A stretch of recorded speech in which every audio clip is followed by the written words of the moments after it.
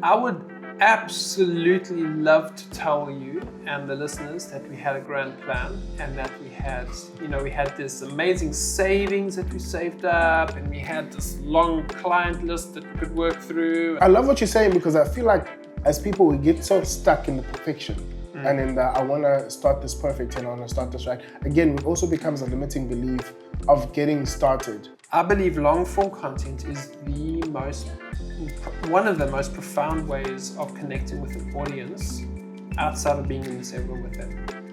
All right, Luke, welcome to the Creative Concept. Guys, I'm really excited to have somebody, a brother and a friend, the founder of Kythe Creative. And today's concept, we are going to be speaking about how content transforms your business and hopefully get frameworks for other people to apply. Luke, welcome. How's it, brother? Amazing. Shot for having me, bro. Wow. Absolute pleasure. And we're doing a little talk swap here. So we are doing a talk swap. You were on mine and now I'm on yours. Yeah, very excited for Durban Small Business Podcast.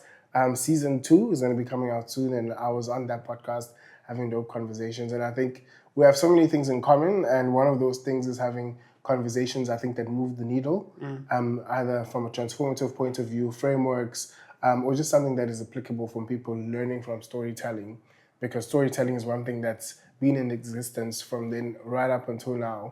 But today, it's all about you, really interested in knowing more about your journey and obviously getting into frameworks that people can apply in terms of what's worked for your business and your creativity. So, Luke, where are you from, brother? Tell us more about you. Awesome.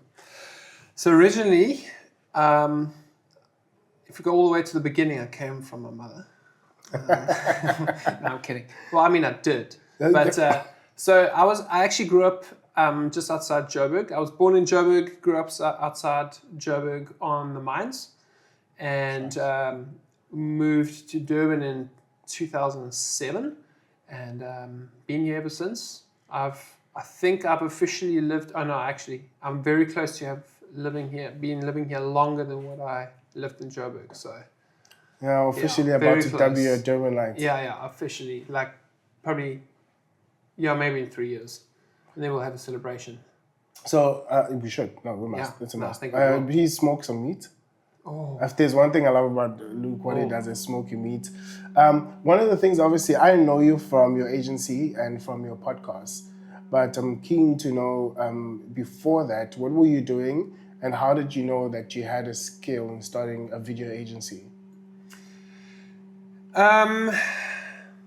So just to point out the obvious to the people who are listening, there is construction happening in the building, so that's why we're getting a little bit of noise. Yeah. So we'll just go above that. Yeah, we will. We have to. I mean, both being in production, we hear this stuff all the time. So, but we'll ignore it. Brew. So, to answer the second part of the question first, I didn't think I had the skill to start a business because I never had done it, but it was, I've learned everything through my incredible friends and just by trying it and learning as we go. As we kick the can down the road, we learn a couple of things.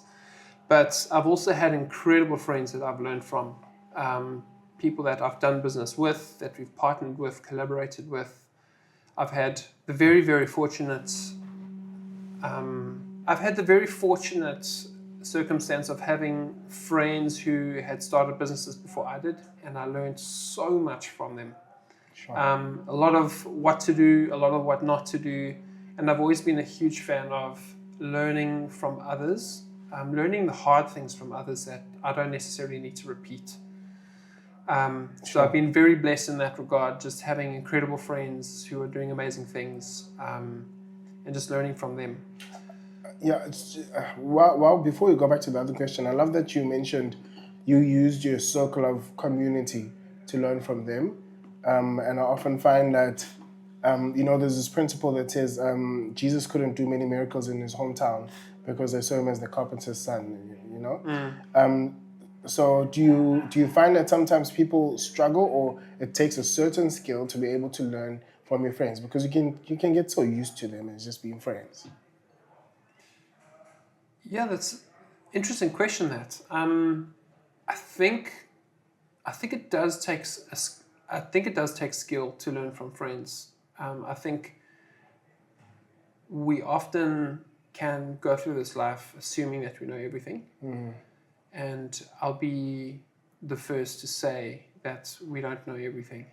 And I've always had that approach of learning from the people around me. I actually had, when I was growing up, I was early teenager. We had a family friend who really spoke into my life a lot. Sure. And one of the things that he baked into me was like, just learn from others, resource yourself.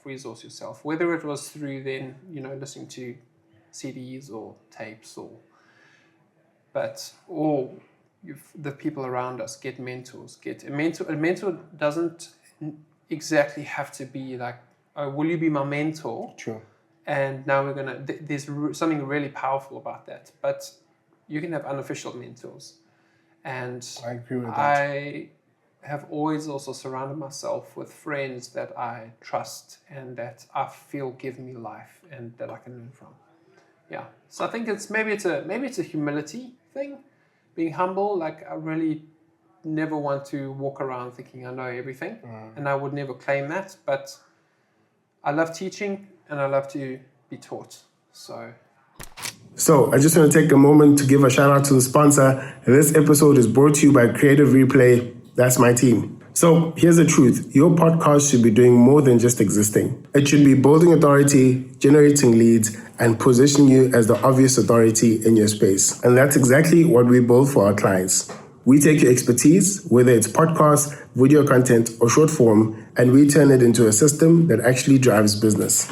Strategy, production, and distribution done for you. So if you want to stop guessing and start building, fill out our application in the show notes. It takes about 3 minutes, and we will honestly tell you if we can help you. So click the link below, and let's get back to the episode.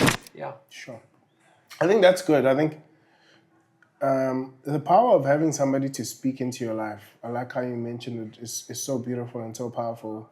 I think we all need that nudge, and we all need that person, whether it's your parents, a close family friend, uncle, aunt, whoever it might be, that just sees something within you and is able to, or even if they don't see something within you, just nudge you in the right direction and tell you a few principles that they've learned in their time. Obviously with compassion, because I feel like you receive things better when you can hear it from a place of compassion rather than somebody just looking to pour knowledge just because they feel like they know it all. But they always say you can't correct without loving. You have to love first, then you can correct. So I think that's where that compassion gap comes in, because then if I truly care about you, it's sincere, it's compassionate, and there's an element of love to say, you know what, Mawanda, I like what you're doing. How about you try this, and how about you do this? And how about, hey, I did this in my lifetime, and this is what worked for me. And it's so cool to have that full circle moment in this conversation while speaking about business and how you learned business. I think it's just so cool. So again, coming back into what you were doing before this, I'm curious to know if you were forced to start a business. Because I had a conversation with somebody and they were saying that they never thought they'd start a business. They were CEO and they were COOs in different organizations and different boards. But the turn that life took, she says she's an accidental entrepreneur because it was never in her thinking that she's going to start a business. So I'm also very curious to know from you that were you forced to start a business? And obviously getting into what you were doing before you started your agency. So, I wouldn't say I was forced into. Yeah, I wouldn't say I was forced into starting a business. So I actually worked at an institutional church for about 12 years. That was what I was doing before I started business. I worked there in various shapes and forms. In the church world, you do as much as you can. Yeah. So even, I was on there as my initial portfolio was we had a school of ministry. Okay. And I was there to look after the students and to kind of run the day-to-day runnings of the school. And then, so this was for school leavers or, adults. It was like almost like a Bible college. It was a school of supernatural school ministry. And then my other part of the portfolio was to look after the sound and lighting, audio, visual. So I've always been, even when I was growing up in the Joburg side, I was always involved with music. I've played in bands. I've played drums since I was 12, 13, like every week, 3 times a week in the church circles. So like that was it. So I've always been involved in audio, lighting, video. So that was part of my portfolio. And then, over the years it shapes and merges and do odds and ends. And then I was part of the team that led the church. And then in 2022, actually in 2017, my wife and I I'll just do a quick thing. 2017, my wife and I took a trip to Turkey for our anniversary. And we wandered the deserts there where, the early, quote unquote, early church started. And that was an incredible experience and actually got me thinking about what this thing called church is and how we do it and why we do it. And because it was so different there. Fast forward a couple of years, we got to 2019. I lost my father in December of 2019, and then we went straight into COVID in 2020. And that quite rocked my world, as it did for everyone. And I'd really been questioning a whole lot of stuff and like saying, well, why, just lots of stuff, just processing all sorts of things. And we'd also had children. So if you ever want to question what you know or believe, have kids. Yeah. Put yourself in that situation. Kids are incredible. I've got 2 kids and I absolutely love them. But it does challenge you. And, going into your 30s is the time where you start to question and rethink who you are. So we went through that. Coming out of COVID, so during that time, I'd also been freelancing on the side as in the live sound industry. So doing sound engineering, a little bit of lighting, and doing video stuff. So just like the odd video gig, showcase video here, showcase video there.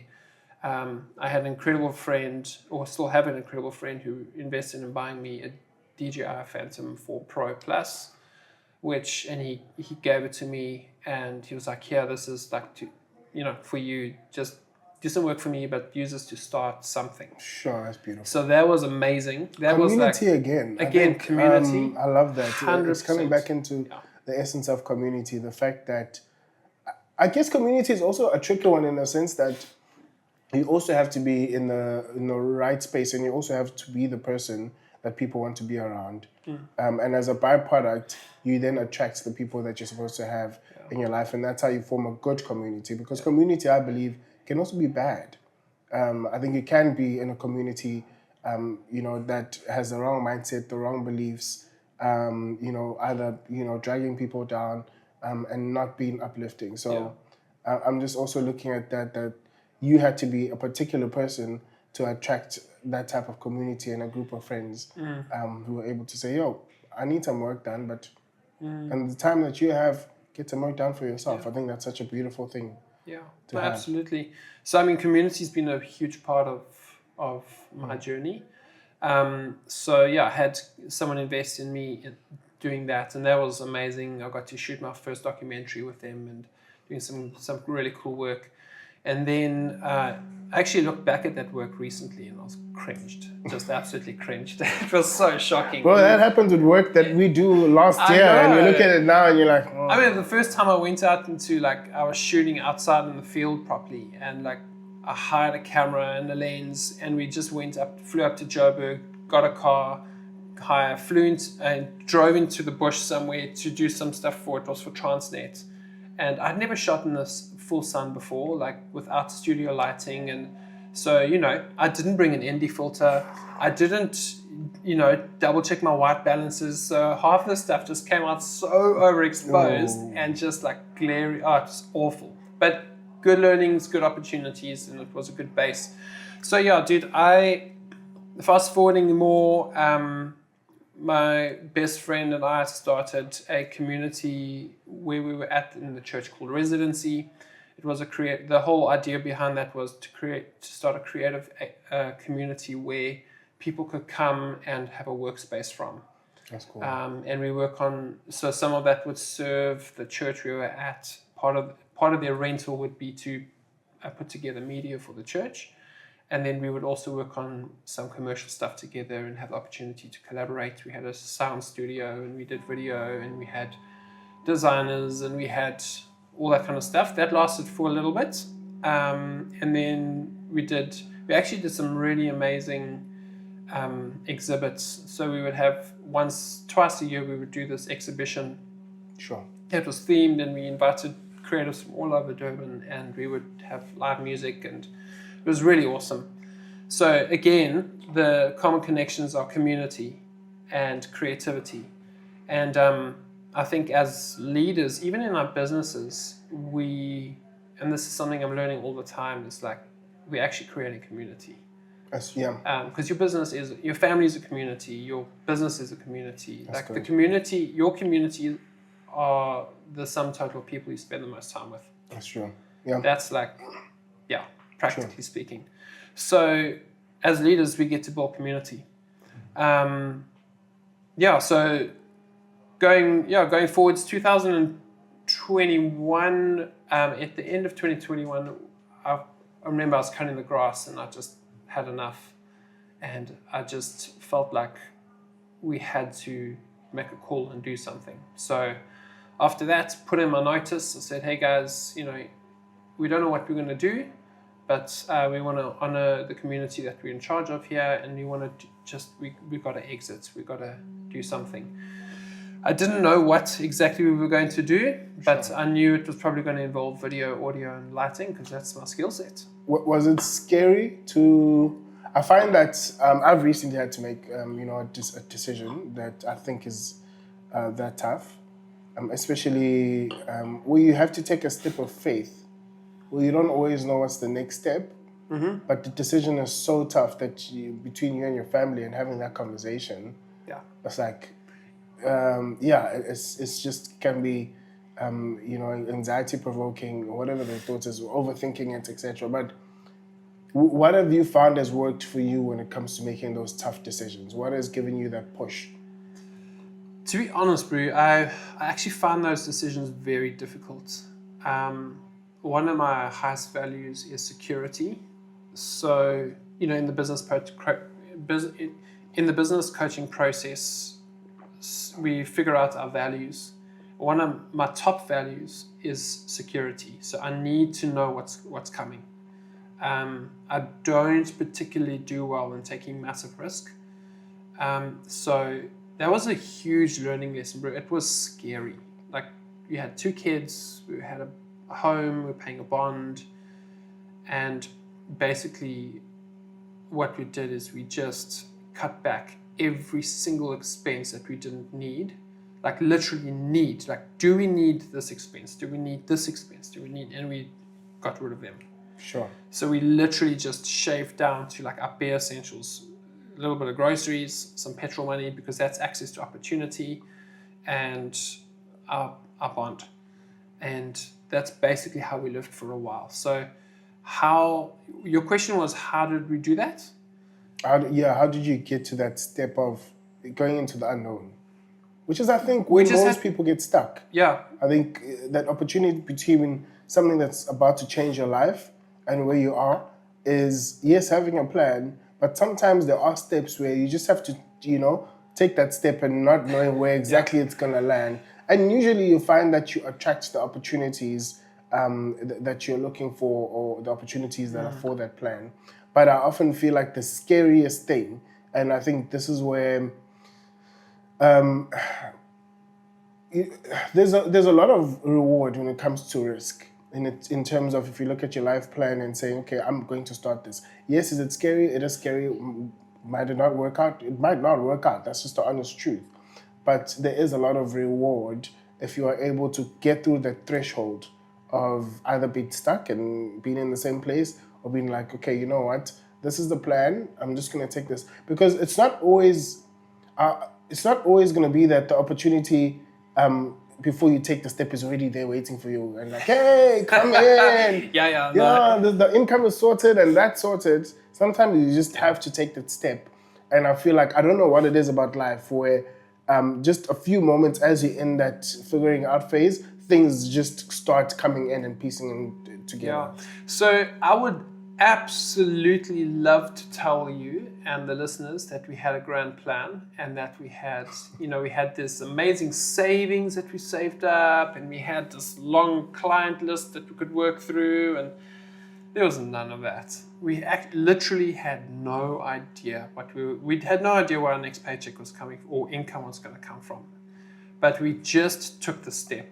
I would probably do something slightly differently, and one of the things is I think out of fear I held on to my previous job space a little bit longer than what I should have, and I think maybe it caused a little bit of relational tension. But hey, I was a deer stuck in front of headlights, and we were going at 1,000 miles an hour, and so it was those 3 years starting business, 2 years, 3 years, were the most difficult times of our life. Like, my wife is incredible, and we had to be on the same page, and it was tough, Brie. It was like proper tough, but we did it, and we've come back down. I think I've been in business now for about 4 years ish, and actually spring will be 1st of September would be the official launch date. Hey. And I think it was 4 years ago. So we've walked a long road, and I've got an incredible team, incredible business partner. I've met incredible people, and we can talk about how we got there soon. But going from having absolutely nothing, not having a team, not knowing where we're going, I'd love to say I had a business plan. Still don't have this idealistic business plan, just in reality. But we're figuring it out as we go. Yeah. And we're learning. Sure. Yeah. I think that's so good. There's so many nuggets that you dropped in. I think there are, I believe, a lot of people that are sometimes stuck between where they are, that security, and taking the step of where they're supposed to be. And I do think, yes, you can do certain things, differently. Either start where you are and bridge the gap for when. But I think some opportunities just need that jump. And I'm not advocating for being irresponsible, but I do think that tension sometimes is there where you find yourself, you said I was supposed to be gone from here in 3 months, and then it's 5 years later and you're like, well, I'm supposed to be gone from here. So I do think it's such an important point to mention. Well, one of the exciting frameworks I definitely want to chat to you about is obviously, I believe, or maybe you can take us through that framework of, you started your own podcast while having a video agency, and I'm very intrigued by how content made a difference in growing your business. And I'm hoping that to all our viewers and listeners, they can get a window into that and take principles that they can apply into their market in terms of creating content, especially long form content, because that's what we both do and that's what we enjoy. And how can they apply that in 2025 in order to reach their audience? But before we get that, do you believe that everybody should be creating content in some way, shape, or form? I think so. I've to be honest, right now, on what's the date? It's the 22nd of August 2025. I do think the vast majority of people should be making content. If you have a business, you definitely should be making content. I've been doing a lot of thinking around the whole content thing, and I think content can be, I think it's a great servant, but not a good master. And maybe elaborate that. So I feel like we can become slaves to our content, and our content should always serve us. I think we get very caught up in the hype and the personality and the audience, becoming slaves to our audiences. So, I mean, that's a deep conversation. That's good. And I'm still processing a whole bunch of that stuff. Because I think I've felt the pressure to have to make so much content myself. We're pumping out content, huge amounts of content at the moment for clients, but we've been a lot on the back foot for ourselves. Same. And it's really hard, but I also have seen how people have become, and even you look around, you just see how people become slaves to their content, and it's not necessarily serving them well. And I think if we're going to do something, it needs to serve us well. Yeah. Sure. I think, that's a deep answer. That's a podcast episode on its own. Right there, bro. How you can become a slave to your content and how you should rather position it to be working for you and to be producing for you rather than you becoming a slave to it. Yeah. So, let's speak about the correlation between how your agency grew and Durban Small Business Podcast.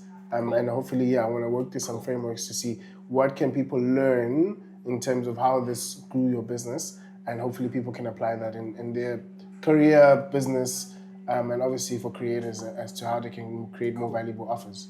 Firstly, why do you keep calling it an agency? Because it is agency. Really? Yeah. I just hate the word agency, but anyway, that's fine. Yeah. That's cool. No. I mean, you can edit this out if you want.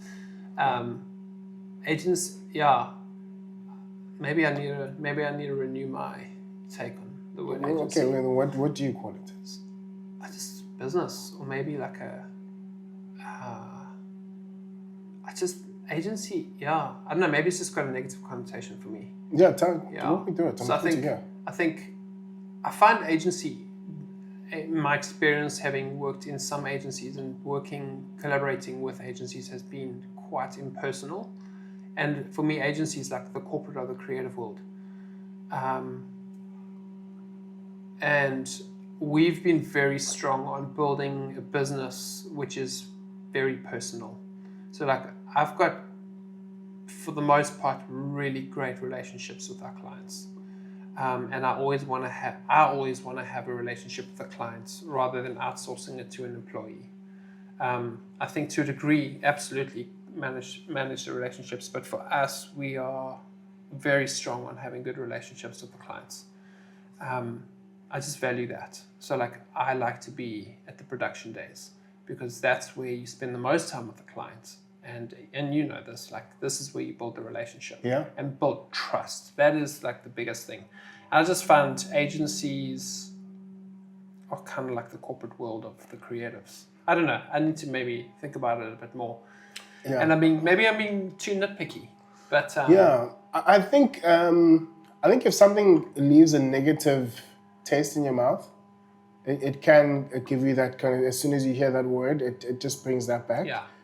So I think that's why maybe agency might be it for you. And I actually agree with you when you say agency is like the corporate of creatives, for the lack of a better word. But yeah, I think for me, the reason why I don't see it as such a big deal, because it's all an application, man. What do you call it, a business? What do you call it, bartering? What do you call it, exchanging? What do you call it, an agency? It's really about the impact that you're making, and the word that describes it. It's all about, the true reputation is what do people say about you when you're not in the room.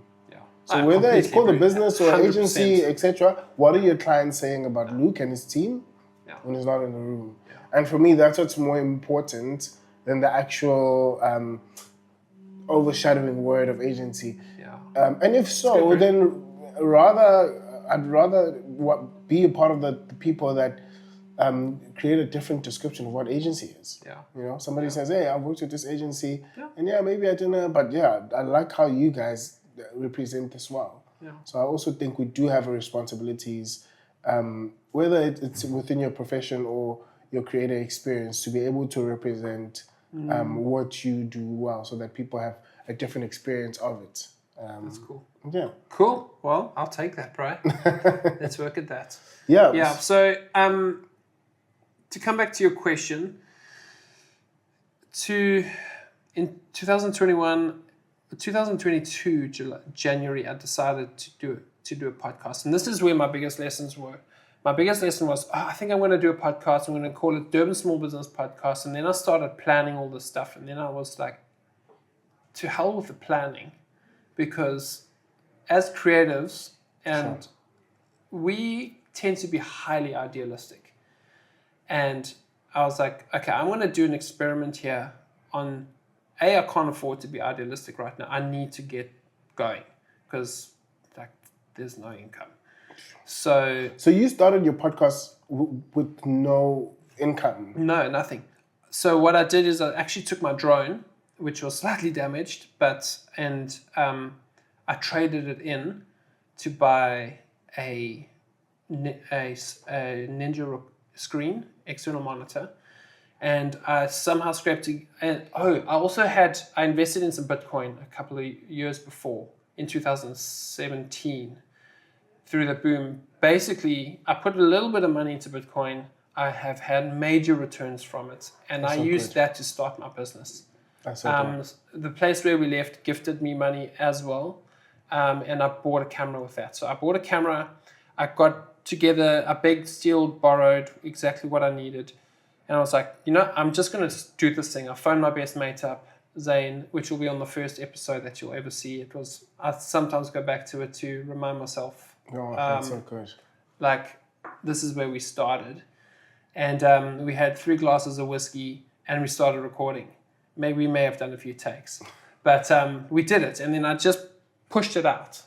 And then we did the next one. And then I just called my friend and I said, hey, his name is Jacques van Jaarsveld from Drone Gear.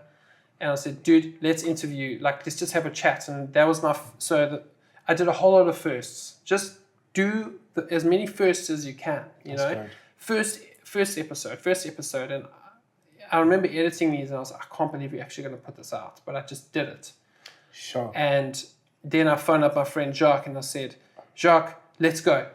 Please have a conversation with me about your business. This is the whole idea. This is the project. Great. We set up in his tiny little shop in the mall. He has now since moved, and he just told me his story right there. First time I set up I made sure I felt safe enough to do it because he was a friend, and we set it up, and I had 2 different mics, and I had 1 camera, and I had a Ninja recorder, and had this long cable, and I was like, just make it work. And I remember freaking out because it's the background's so cluttered and the lighting sucks. It was just the roof lighting, but I was like, to hell with it. Just let's get the story. Had the conversation, did it, went back, offloaded the footage, and then started editing it. And I just did that, and I was like, what's my next first? What's my next first? What's the next thing I need to do? And then I had 1 or 2 small little jobs that were coming through that I had previously done freelance work with. And so just tiny little jobs. I mean, doing live streaming, working audio visual, doing sound engineering at live shows and stuff, coming out of COVID. Also, advice, if you know that you have a pandemic, riots and flooding coming along, don't start a business. It's not going to be helpful. That was me. Yeah, this business, this agency is similar. It was born 100%. Actually, I resigned as a financial planner, saved enough money.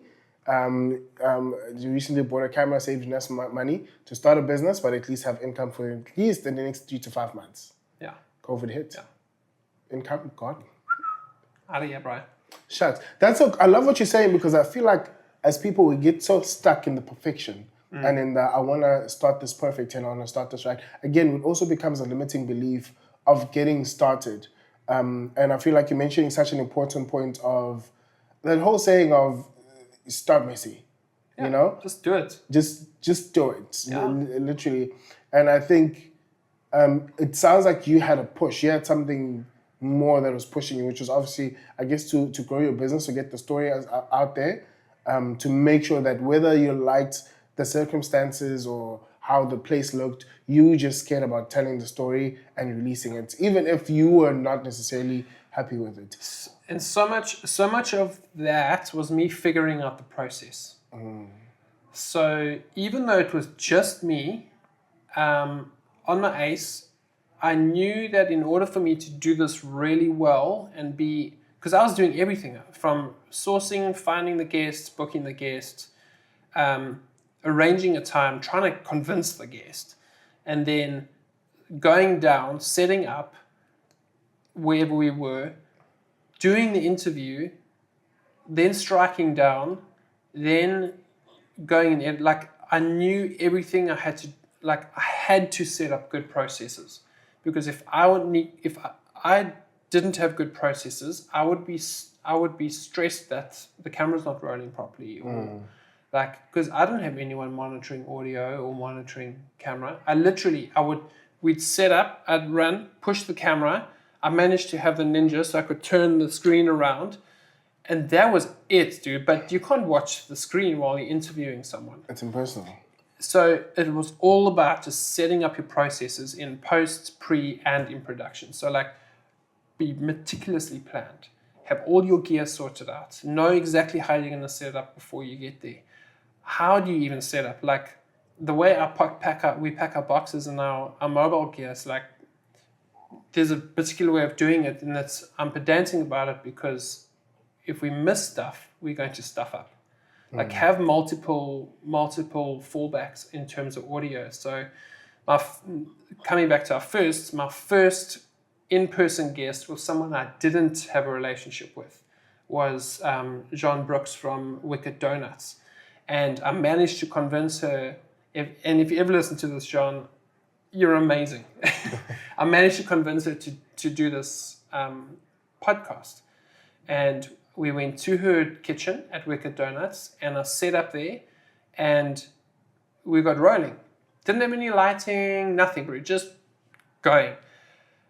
Halfway through the conversation, I looked up and I saw that my video wasn't rolling. I was like, oh my days. But I knew that it would be salvaged because I record multiple instances of our audio. So audio is recording on our audio device, on our audio recorder, in the camera, and on the Ninja. So I had, if it wasn't for that backup, that episode would have been out the window. So got to cater in for redundancy. So there's doing all of this, learning the processes, setting up processes, even though it was just me, because I knew one day I need to get help. That's where my value of security comes in as well. It's like, I need to know that this is going to go well. Yeah. Because we don't do retakes. Like, yeah, especially when you don't have a relationship with the person and you don't know them. And it was great. Sure. So like, even in post-production, so setting up the way the whole experiment, the way we edited, the way we interacted and sent content off to the guests, that was all setting up processes which set me up for business. So play the long game. That's good. Yeah. Now, what was the correlation between the podcast you started and the content you were creating, and how you grew your business? Because I think that's where most people get stuck. Yeah. How do the two relate? So what happened is, the relation is, I was doing this podcast, and I love having conversations. I love hearing people's stories. I love getting people to hear people's stories, and I love production. So just by me doing it, and I think we were about 6 episodes in, and we went away with the family, and I got this message through Durban Small Business Podcast. Hey, I love your podcast. Can you do this for me? And that's where the light switched on. I was like, ding. I was like, yes, actually. I'm an odd a little bit, and to this day, like, we still have her as a client, and she's a dear client. Sure. And we've got such a great relationship. Her podcast is going exceptionally well, and it's growing. And so, client 1, podcast client 1. And then that's where I started realizing, okay, I've set up the processes. We can do this on repeat for multiple clients. And then that's where I realized, cool, I'm going to solely focus on podcast production. That's it. Nothing else. We'll pick up the odd job every now and again, but when it comes to marketing, we're the podcast production guys. Like, that's what we do. And yeah, the rest is history, and it's just been building on that. Sure, that's so good. If you were to start a podcast or long form content in 2025, what are some principles or some things you put into place? And I'm asking this for obviously our guests and our viewers that are like, okay, well, firstly, just speaking about the benefits of a podcast is obviously the idea of adding value. I think that's the first part to start there. I don't think everybody should have a podcast, but I do think that everybody can have long form content. And the difference between a podcast and long form content, podcast is just conversations.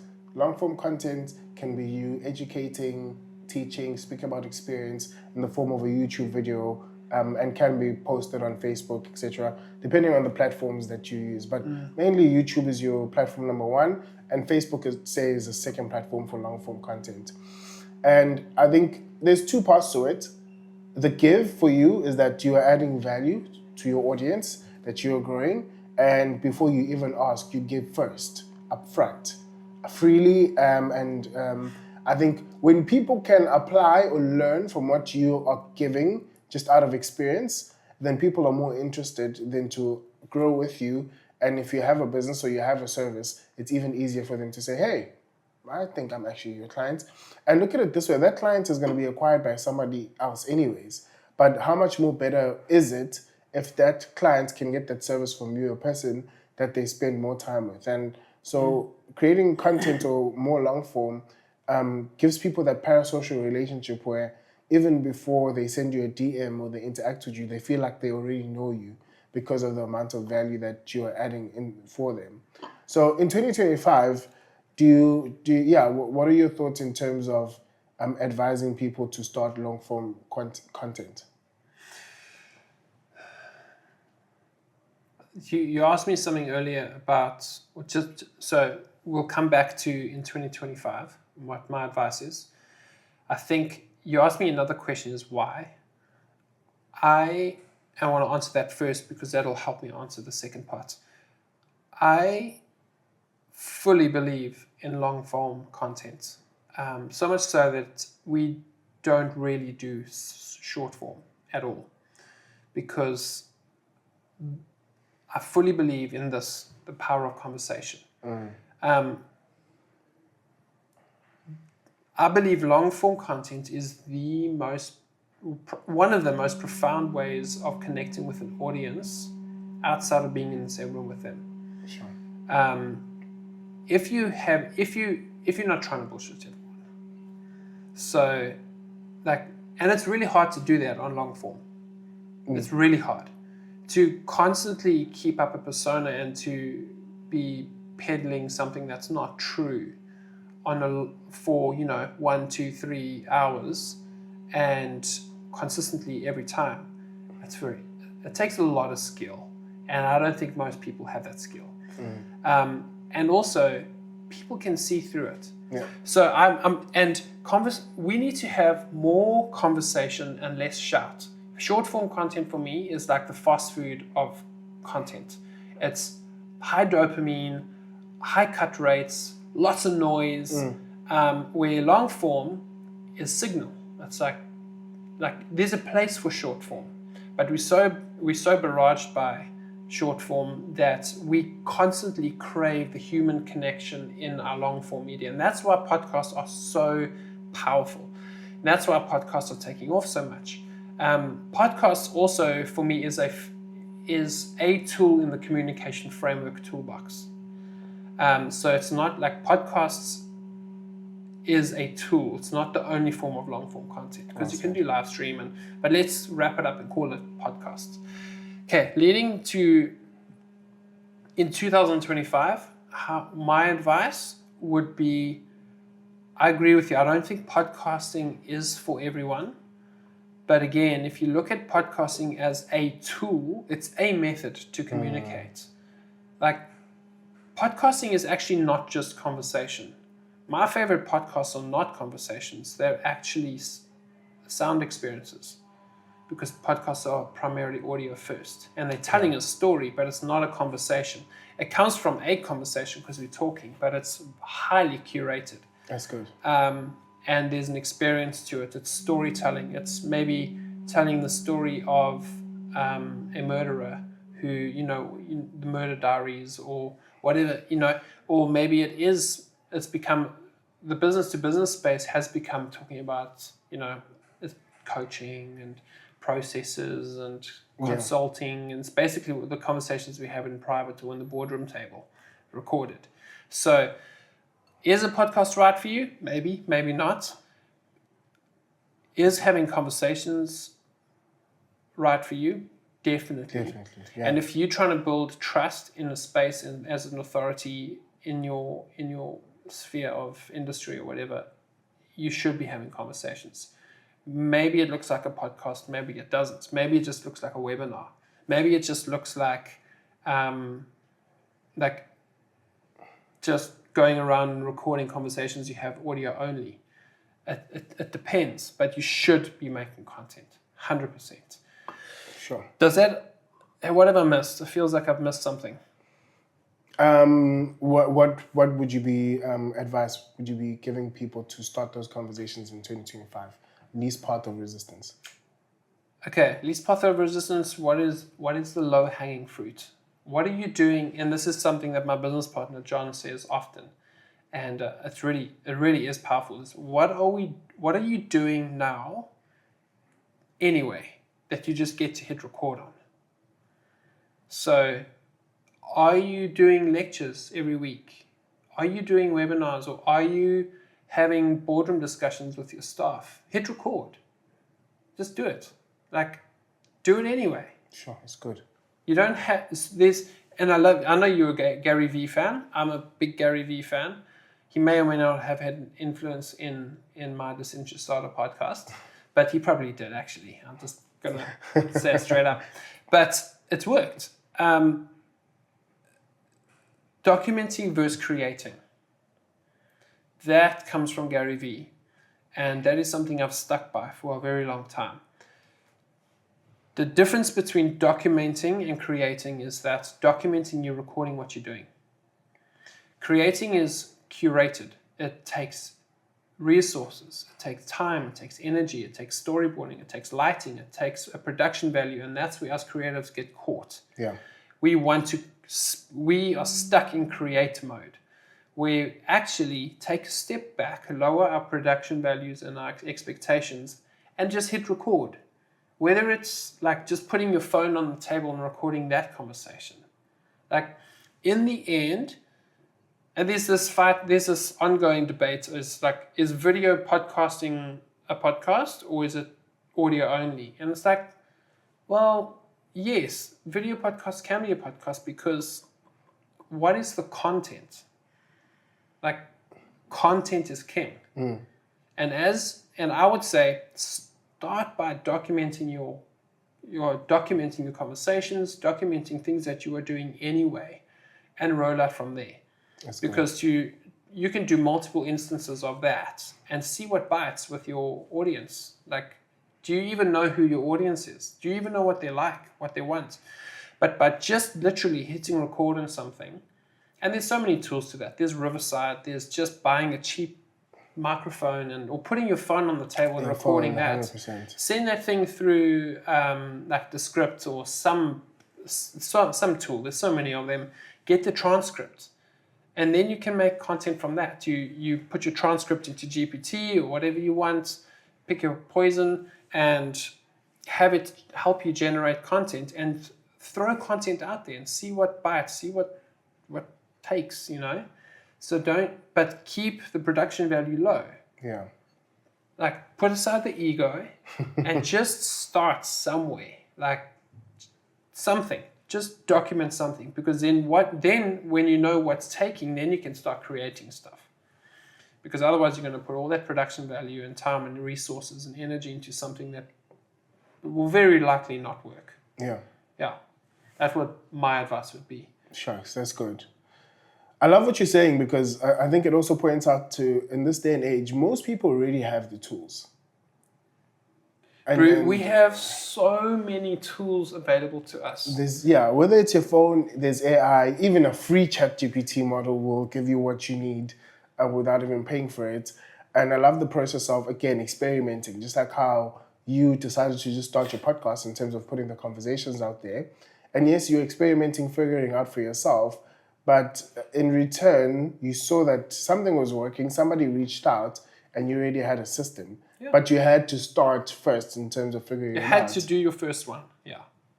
Just do your first one, that's it. Like, just, it doesn't matter what it is, bro. What was your first? You just picked up a camera and started filming something, right? Yeah, it was camcorder. Yeah. You wanted to create content for just our dancing. It wasn't even that serious. And I was like, okay, we started editing a Nero. If you watch, that's way better than you going to do a Transnet job. Believe me, you would laugh and roll on the floor if you had to watch that.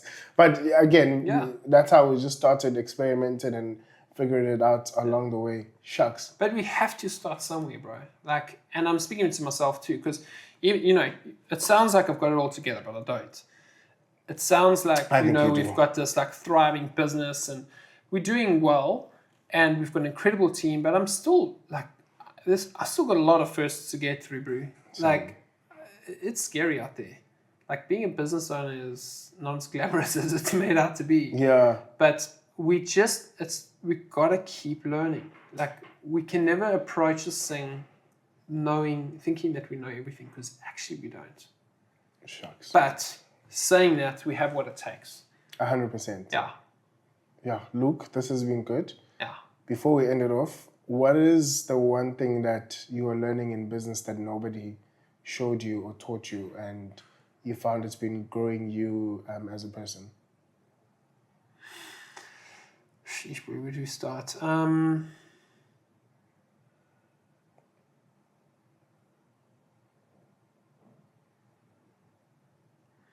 I would say for myself right now is stop trying to be something. Stop trying to be something that I'm not, and just be who I am.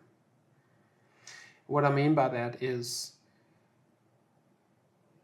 I look around me and you look at social. Social is actually, I've got a love-hate relationship with it.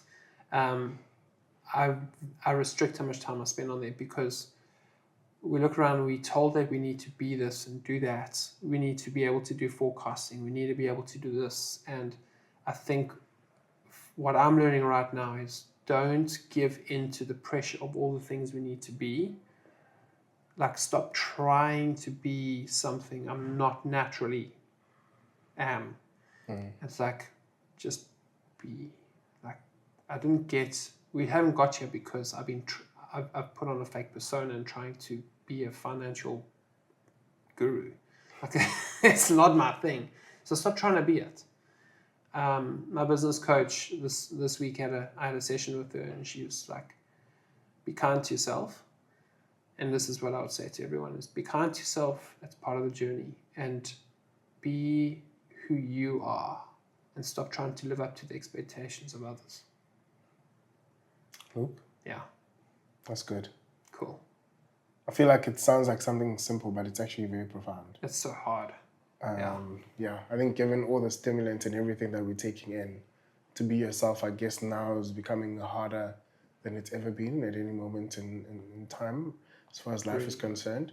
So thank you for sharing that. It's a pleasure. Thanks for having me, bro. Thank you for accepting our invite and being part of our creative concept community. Absolutely. Thanks, guys. We essentially believe that everybody is born to be a creator, and we're just having conversations around the creating process, no matter what phase you are in your life. And hopefully you get to take away something from this amazing journey. I'll definitely have Luke back, because my idea with guests is we want to learn as much as possible and have different conversations. So awesome. Today, it was learning about how your journey has been in business, how you grew, and hopefully other people taking principles from exactly what you've shared and applying it adjacent to exactly what they're doing. So thanks, you, bro. Right. Appreciate it. Talking about stimulants, let's get another coffee. Oh, yeah, you need to get it, yeah.